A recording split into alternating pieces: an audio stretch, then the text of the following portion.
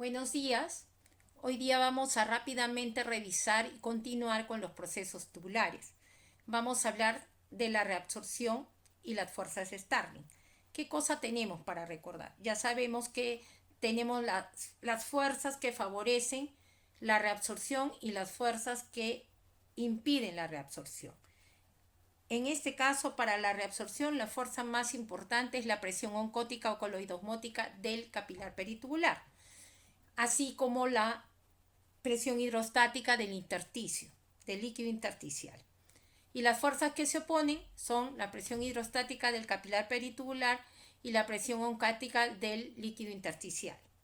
Si lo vemos en este recuadro rosado, ¿qué tenemos en cifras? La presión de reabsorción es igual a las fuerzas que la favorecen, que son 32 milímetros de mercurio de la presión oncótica del capilar peritubular, más los 6 milímetros de mercurio de la presión hidrostática del líquido intersticial, menos las fuerzas que se oponen, que son la del capilar, la presión hidrostática del capilar, más la presión oncótica del líquido intersticial. 38 menos 28, 10 milímetros de mercurio, viene a ser la presión de reabsorción neta. Y esa también va a estar influida por angiotensina 2 y otras diversas hormonas. Ya hemos visto que la angiotensina 2 libera la aldosterona, que aumenta la reabsorción de sodio y la secreción de potasio en el túbulo distal y en el colector.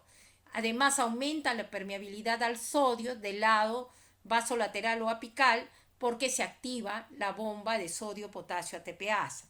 Cuando vemos las diferentes hormonas, vamos a ver que la aldosterona, la angiotensina 2 aumentan la reabsorción de cloruro de sodio y de agua y aumentan la secreción de potasio e hidrogenión. La hormona antidiurética, básicamente reabsorción de agua. El péptido natriurético auricular o atrial natriurético es un vasodilatador, disminuye la reabsorción de cloruro de sodio. Y la hormona paratiroidea también tiene que ver con la regulación del fosfato y del calcio. Rápidamente, ahora vamos a empezar con otro proceso que es el mecanismo de contracorriente. ¿Qué es el mecanismo de contracorriente? Este es un mecanismo especializado a nivel tubular que va a formar orina muy concentrada o diluida, y para esto participan el asa de Henle, el tubulicolector y los capilares peritubulares, que en este caso, como pertenecen a las nefronas yuxtamedulares, se llaman la vasa recta. ¿Qué es lo que pasa en el mecanismo de contracorriente? Una vez que se produce la filtración, el ultrafiltrado que llega al túbulo proximal es igual que el plano, 300 miliosmoles. Conforme va descendiendo e ingresa a la rama descendente de Henle, se va a producir la reabsorción del agua, mas no de soluto. Por lo tanto, dentro de la luz tubular irá aumentando la concentración de soluto con un efecto multiplicador conforme avance más hacia lo profundo, llegando a una osmolalidad de 1200 miliosmoles. Luego pasa a la horquilla y empieza otro efecto. Empieza la reabsorción de solutos, que es mucho mayor en la rama ascendente gruesa de Henle, que se vuelve impermeable al agua, o sea, solo se reabsorben solutos. De tal forma que cuando llega el ultrafiltrado hacia el túbulo distal es un líquido hiposmótico de 100 miliosmoles por litro. Y así ingresa al túbulo distal para luego irse al colector. Entonces, en este caso, ¿qué va a pasar? Si no hubiera hormona antidiurética, orinaríamos pues 18, 20 litros al día, ¿no? Imagínense. Nos deshidratamos todos los días. Bueno, gracias a este mecanismo de contracorriente se va a producir la reabsorción variable de agua y solutos, pero el agua va a estar mediada por antidiurética y los solutos por aldosterona, ¿no? Que van a hacer que haya esta reabsorción variable de agua y soluto. Finalmente, la osmolaridad final de la orina, de lo que excretemos, dependerá de la reabsorción en el túbulo y colector, ¿no? En esta última porción es donde se va a ver la calidad de la orina. Ya lo dijimos en la clase anterior. Los dos primeros segmentos de túbulo reabsorben. Estos dos segmentos pueden secretar y van a poner la última calidad de la orina. Entonces, la antidiurética es la que controla la concentración y dilución de la orina. Ahí la tenemos. El ultrafiltrado con los 300 miliosmoles puede llegar a 1200, pero en este caso no. Solo llega a 600. Igual se reabsorben los solutos, está máximamente diluida, ingresa al túbulo y colector y se reabsorbe parte del cloruro de sodio, pero hay más agua y lo tienen que eliminar. Y entonces, ¿qué hace? Reabsorbe los solutos y pone básicamente agua, una orina hiposmolar, 50 miliosmoles, que sería la expresión de lo que vimos en el gráfico en la línea azul. Se puso una orina acuosa. Y este es el mecanismo de contracorriente o mecanismo multiplicador, que es como empieza, ¿no? Inicia, digamos, este es el estado estable inicial, pero conforme va avanzando y descendiendo, va a haber intercambio. Mientras se va reabsorbiendo el agua, ya va aumentando la concentración en la rama descendente de Henle, va reabsorbiéndose el soluto, que va cambiando la osmolalidad del intersticio, creándose una gradiente de 200 miliosmoles para la reabsorción. Miren ustedes, y esto se va a multiplicar 4 veces, 5 veces, cada vez se logra más concentración, hasta que en el paso 7 ya se logra la máxima osmolalidad, ¿no? Que es 1200 miliosmoles. Y esto también es igual en el capilar peritubular y en el intersticio. Pero como hemos dicho que se va generando una gradiente de 200 por la reabsorción de los solutos, esto también va a permitir que se vaya diluyendo la orina y para que llegue máximamente diluida de 100 miliosmoles al túbulo distal. Esto es lo que sucede en el mecanismo contracorriente. Pero en el mecanismo contracorriente también hay otro osmol que tiene que ver con el mantenimiento de esta osmolalidad y que pueda llegar a 1200. El 50% de la osmolalidad en el mecanismo contracorriente lo da la urea. ¿Y la urea dónde se reabsorbe? Se reabsorbe en el túbulo y colector medular, que es permeable para la reabsorción de la urea.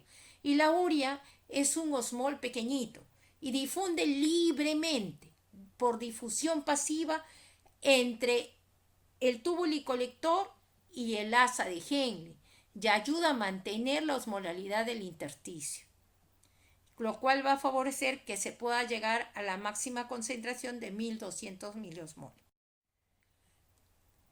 Luego vamos a ver la excreción tubular, ¿no? ¿Cuál es nuestra máxima expresión de la excreción tubular? Es el poner la orina. ¿Pero de qué depende? Depende cuánto soluto es lo que tenemos que eliminar. La excreción obligatoria de agua dependerá de la cantidad de solutos que debemos eliminar. Por decir, para eliminar 800 miliosmoles se necesitarán más o menos 670 mililitros por día.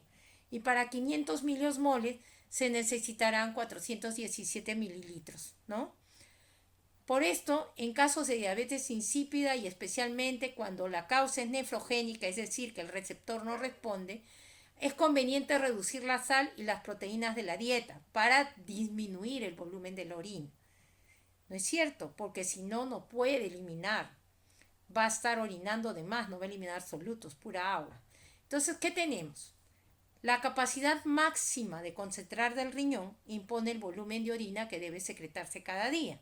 Por decir, si tuviéramos que eliminar 600 miliosmoles por día y nuestra máxima capacidad de concentración con el mecanismo de contracorriente es 1200, vamos a necesitar mínimo poner medio litro de orina para sacar esos osmoles, esos solutos. Luego vemos rápidamente una relación entre la osmolaridad de la orina y la densidad específica de la orina. La densidad específica es el peso de los solutos, ¿no? Esa es la densidad específica de la orina, que correlaciona linealmente con la osmolaridad.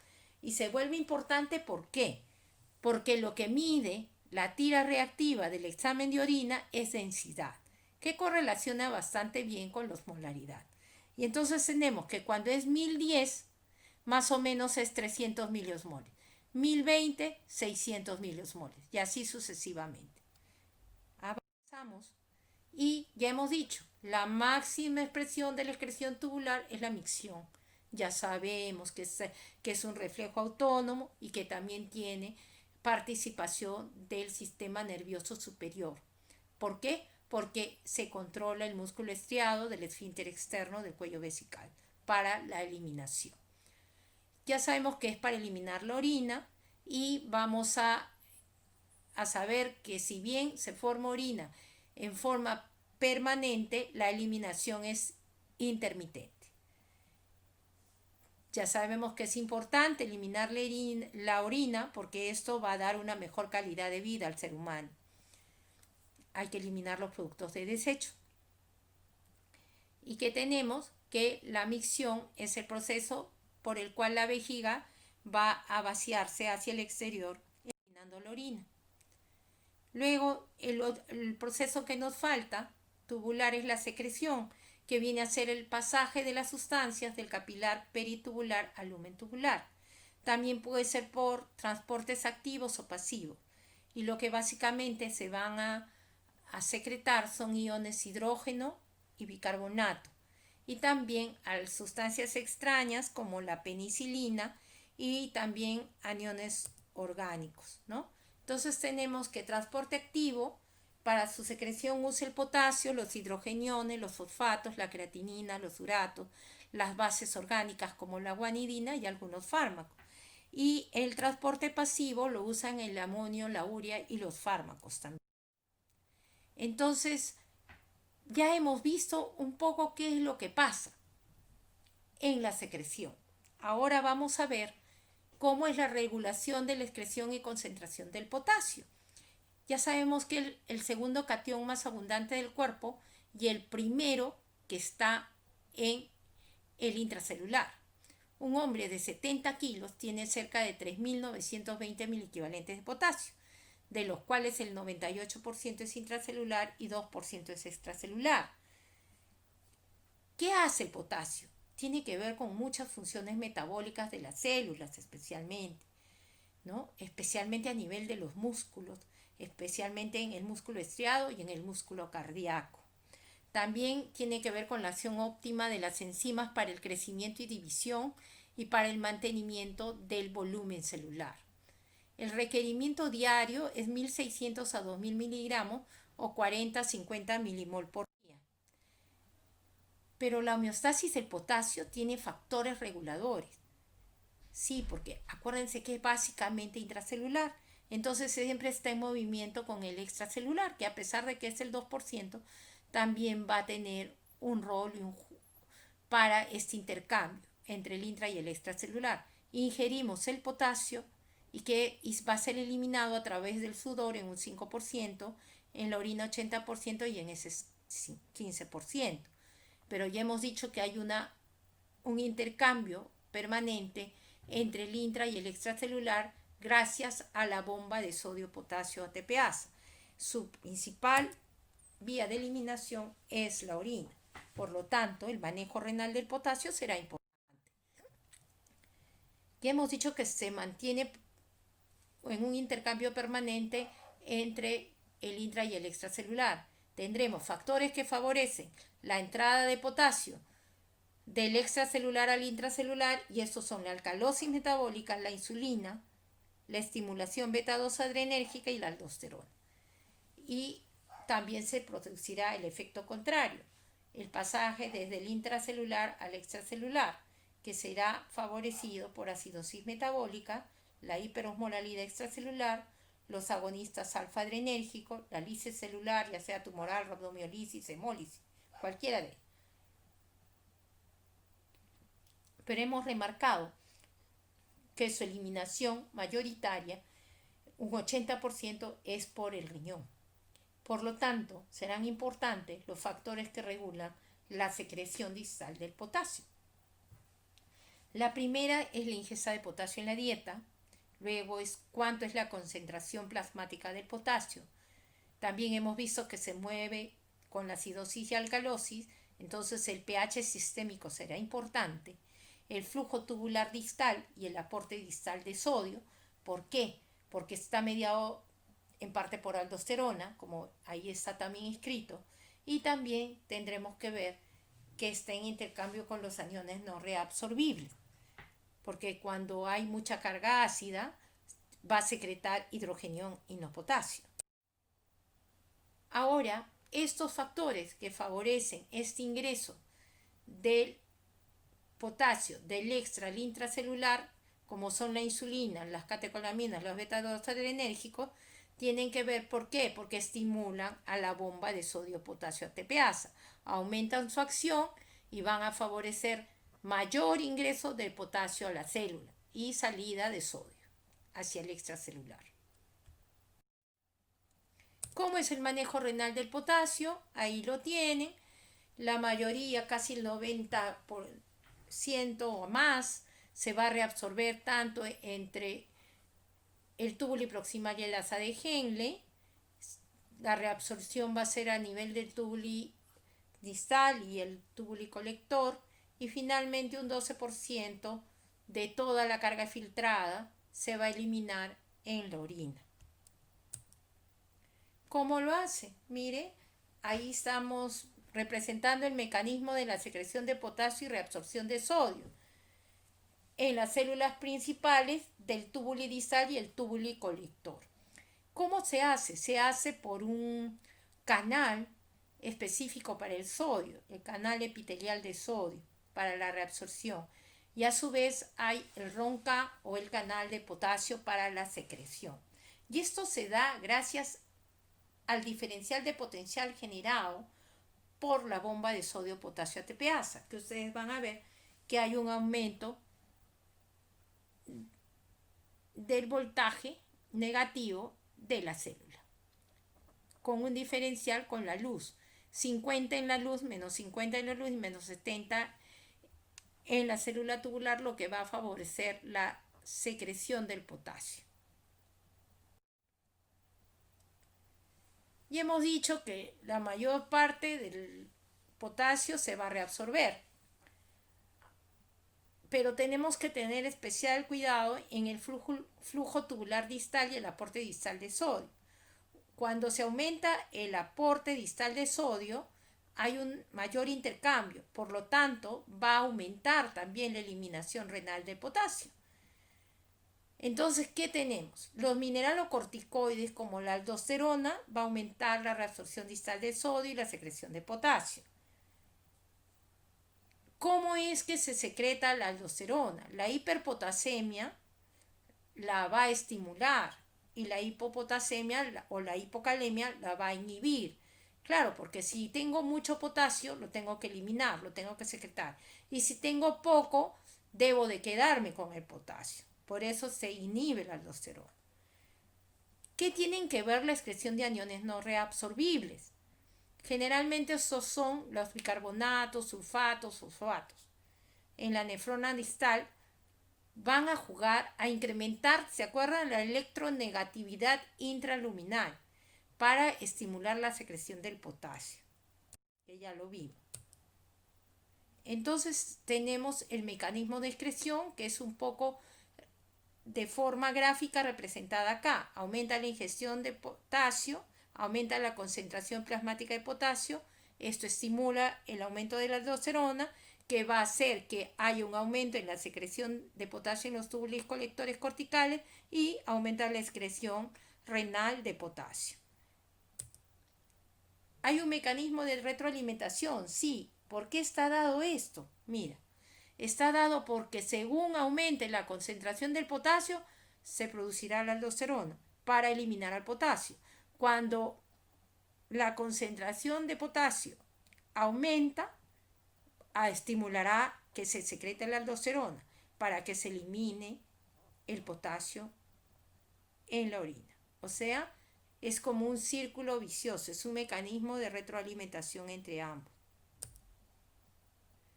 ¿Qué tenemos en la parte práctica? Una dieta rica en sodio y baja en potasio está relacionada con la hipertensión arterial, con enfermedades cardiovasculares y renales. Y una dieta rica en potasio y baja en sodio tiene un efecto protector sobre la presión arterial, sobre las enfermedades cardiovasculares, especialmente accidentes cerebrovasculares y las enfermedades renales. Entonces será bueno recomendar que tengamos una dieta rica en potasio. Ahora veremos otro catión.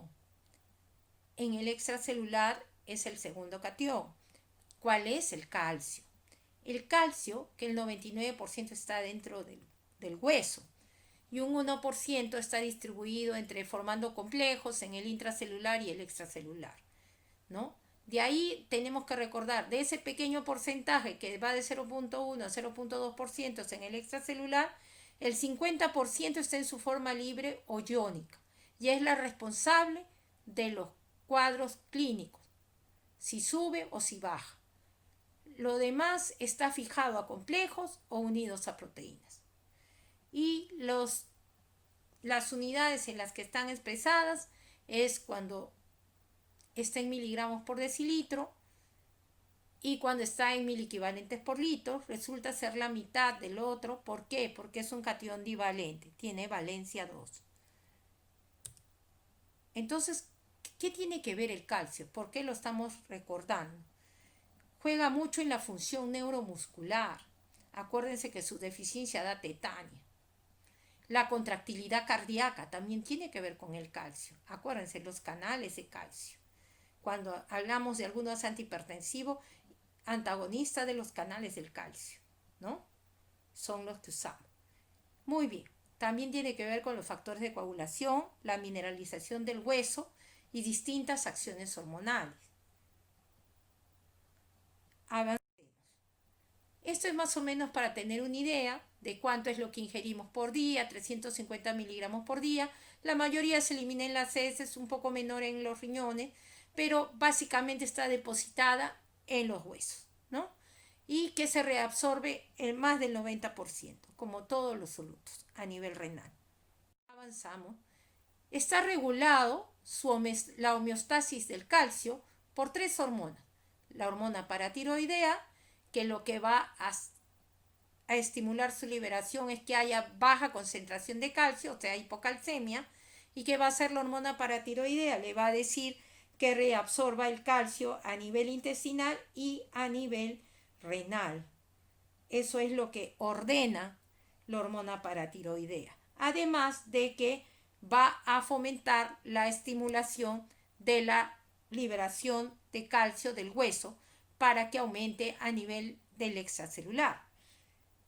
Por otro lado, cuando hay un aumento de la concentración del calcio, o sea, hipercalcemia, va a ser regulado por la calcitonina que se va a secretar en la tiroides. Y finalmente, la tercera hormona que participa es el calcitriol o la hidroxivitamina D3.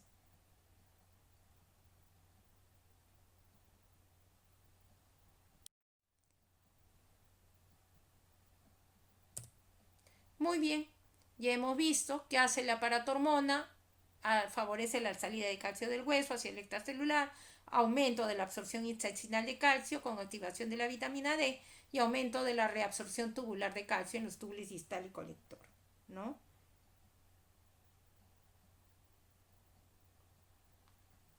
Entonces, ¿qué tenemos ahora?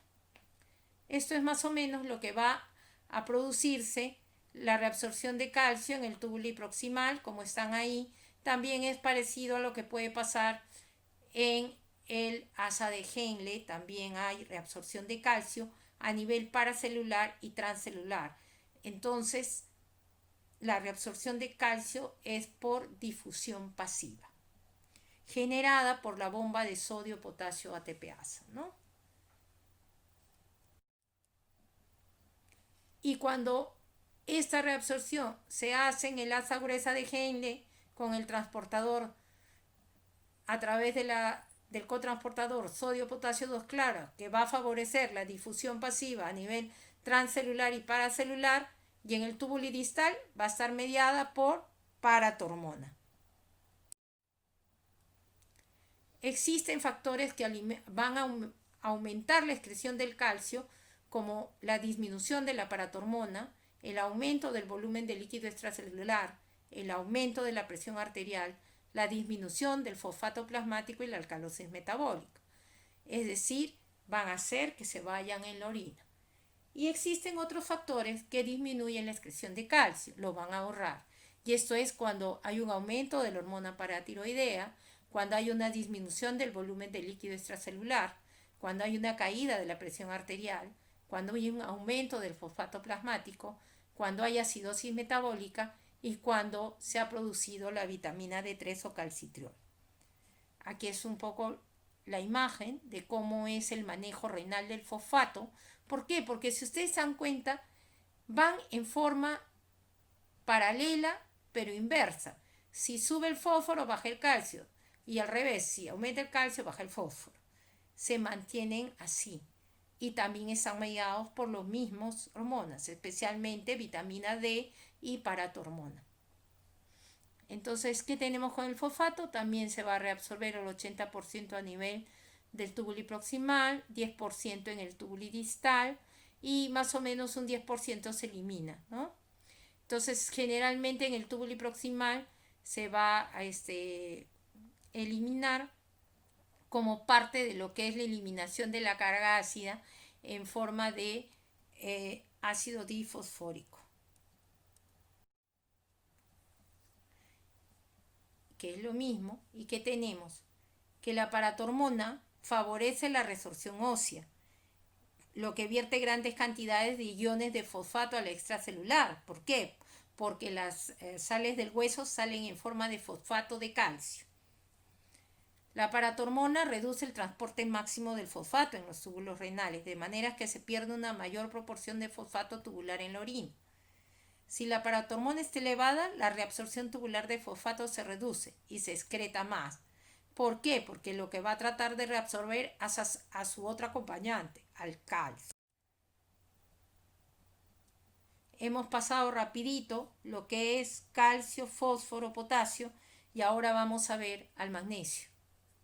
El magnesio es el segundo catión intracelular más abundante y tiene que ver con muchos procesos metabólicos, como la función mitocondrial, procesos inflamatorios e inmunológicos, la actividad neuronal, neuromuscular y vasomotora. Forma parte del ADN y la síntesis proteica.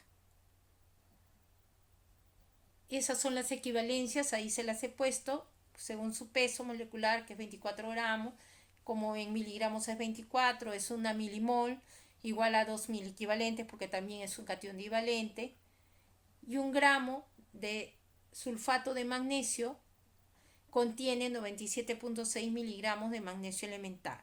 Para efectos prácticos decimos que es 100 miligramos, que es la ampolla, ¿no? La ampolla que usamos. ¿Cómo se distribuye el magnesio? Miren, entra por la vía oral con los alimentos, se elimina mayoritariamente en heces, pero hay una cantidad que pasa al filtrado, o sea, en el extracelular, y esta de aquí va a ser eliminado más o menos 3 milimoles por día, ¿no? La mayoría del magnesio está a nivel óseo y también a nivel de las células, ya hemos dicho, es el segundo catión más abundante del intracelular. ¿Cómo es el manejo renal del magnesio? Entonces, tenemos que también se hace en el túbulo distal y la rama gruesa ascendente de Henle, ¿no? Esta rama gruesa ascendente de Henle es la que reabsorbe en un 60-70% el magnesio filtrado y también lo hace de manera pasiva, ¿no? Y a nivel paracelular, con unión con el calcio.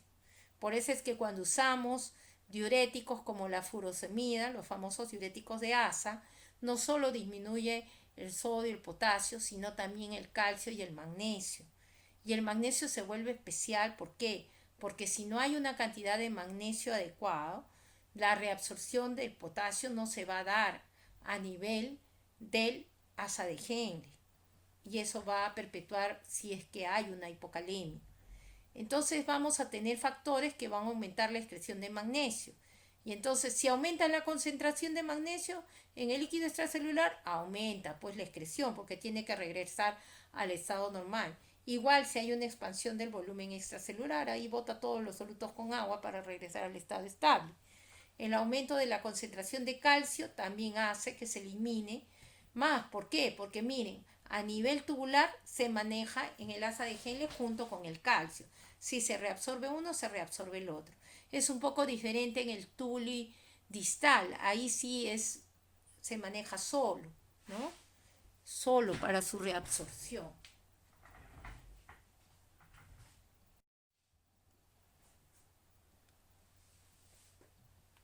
Bueno, ahora ya vamos a entrar a la parte ya de afinamiento de lo que va a ser el mecanismo renal de control de líquido extracelular. Muchas de las cosas que vamos a decir ahora ya las han escuchado.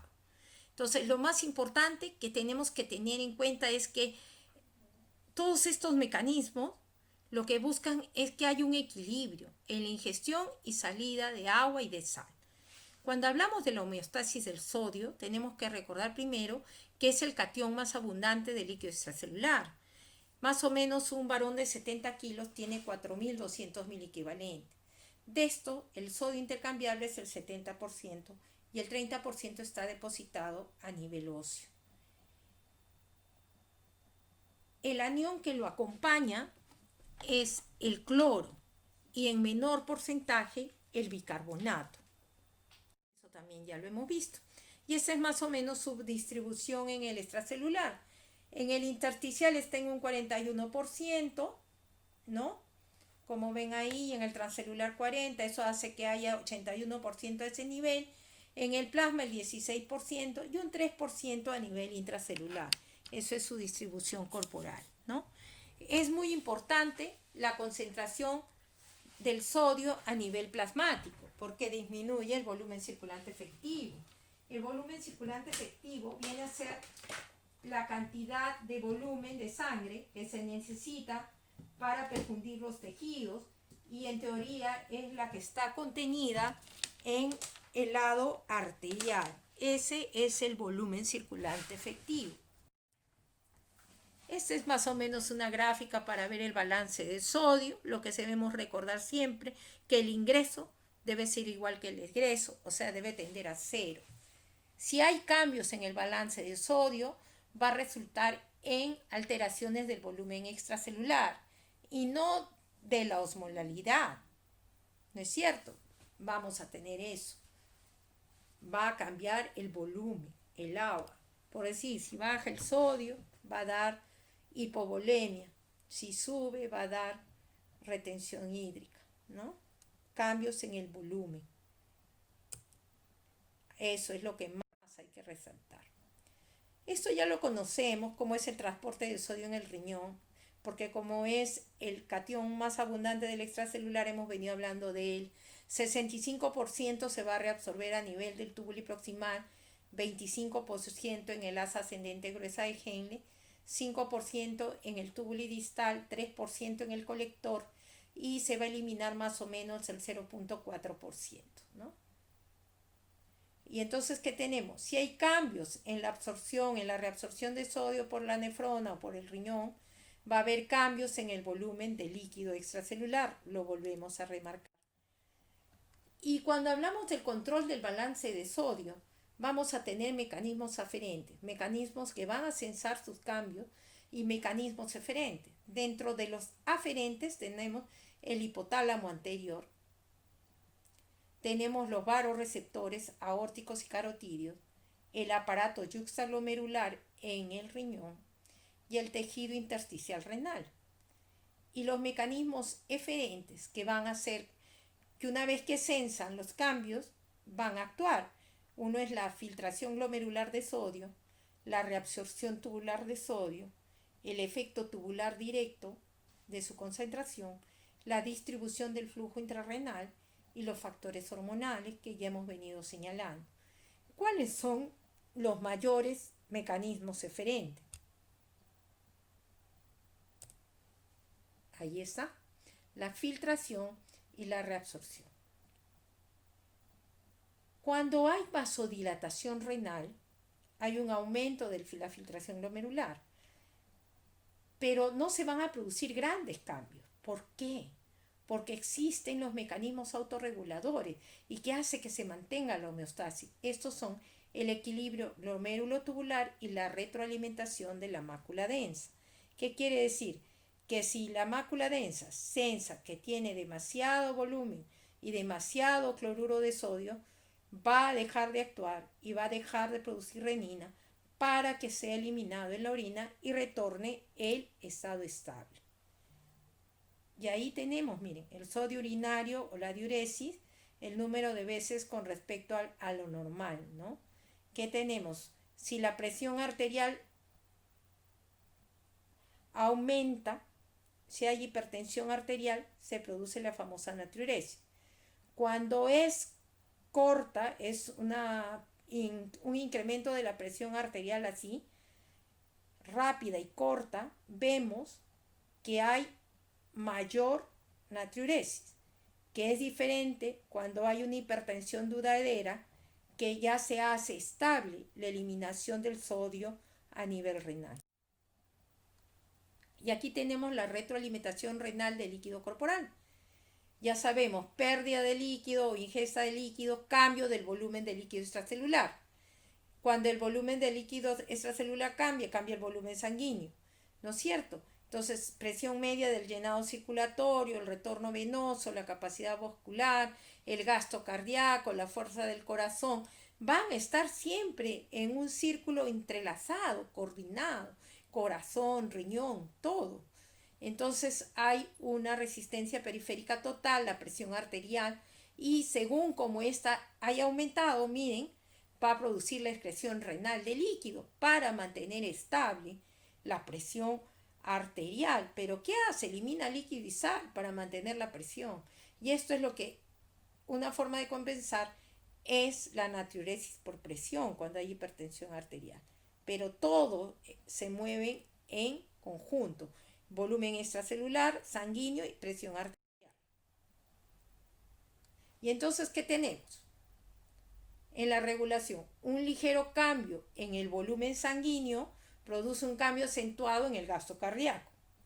Un ligero cambio en el gasto cardíaco causa un gran cambio en la presión arterial. Un ligero cambio en la presión sanguínea causa un gran cambio en la diuresis. Concatenados, unidos. Entonces decimos, si disminuye el volumen sanguíneo, disminuye la presión arterial. Participan para compensar factores nerviosos y hormonales. ¿Y cuál es el producto final? Retención de líquidos por los riñones y de sodio también, para compensar esa disminución del volumen sanguíneo. Todos estos mecanismos se hacen gracias a la actividad simpática que hay en los vasoreceptores. Estos vasoreceptores son de presión baja a nivel auricular y de presión alta, pero básicamente van a sensar estos cambios en el volumen y en la presión, ¿no? Y también existen estos vasoreceptores en el aparato yuxtaglomerular, y ya hemos visto que se estimula la mácula densa cuando hay una disminución del volumen, una disminución de la presión arterial, y esto va a activar esta actividad simpática. Por eso, esta va a ser mayor cuanto mayor sea la caída de la presión arterial. La flecha roja se hace más gruesa y esto activa y finalmente puede vencer, como en el caso de una hemorragia y que no podemos controlar. Entonces se va a producir una hipotensión tal que todos estos sistemas van a estar activados para tratar de retornar al estado estable. Entonces, ¿qué va a haber?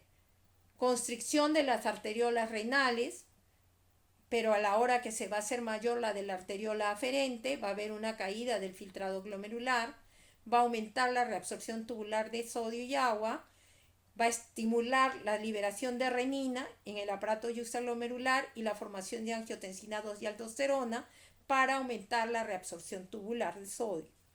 Y también se va a estimular la antidiurética y esto también va a favorecer la reabsorción de agua.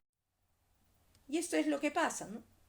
cae el volumen extracelular, se estimulan los vasoreceptores, tanto de presión alta como presión baja. Estos se centran a nivel del centro cardiovascular del sistema nervioso central, el hipotálamo anterior. Hay un aumento de la actividad sistémica del nervio simpático. A nivel cardiovascular va a dar vasoconstricción para aumentar el gasto cardíaco. También se va a secretar la hormona antidiurética para aumentar la reabsorción de sodio y de la antidiurética básicamente reabsorción de agua. A nivel renal va a haber por la acción simpática disminución de la tasa de filtración glomerular y un aumento en la reabsorción tubular de sodio. Finalmente, el producto final de todo esto es que hay una disminución de la excreción renal de sodio. Pero así como hay la disminución del volumen extracelular, también hay el aumento del volumen extracelular. Se dan los dos.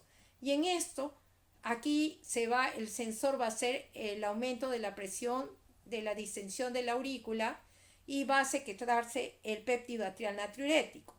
El efecto va a ser a nivel cardiovascular, vasodilatación, a nivel endocrino, disminución de renina, aldosterona y antidiurética. Hay un aumento del filtrado glomerular, disminución de la reabsorción tubular de sodio, que va a ser expresado en un aumento de la excreción renal de sodio. Ya sabemos que el controlador más potente de la excreción de sodio es la angiotensina 2. Y ya vemos que si aumenta o disminuye la angiotensina 2, va a producirse grandes cambios en el volumen sanguíneo. Esto no va a producir gran cambio en el volumen sanguíneo ni en el volumen extracelular. Ayuda a la presión arterial y los grandes no se van a producir cambios en la homeostasis significativos, salvo que haya insuficiencia cardíaca o insuficiencia renal. Y hemos visto qué pasa cuando hay aumento del volumen de líquido extracelular. Se activan los mecanismos vasodilatadores, aumentando la excreción renal de sodio y de agua. Este incremento de la presión arterial va a producir la famosa natriuresis por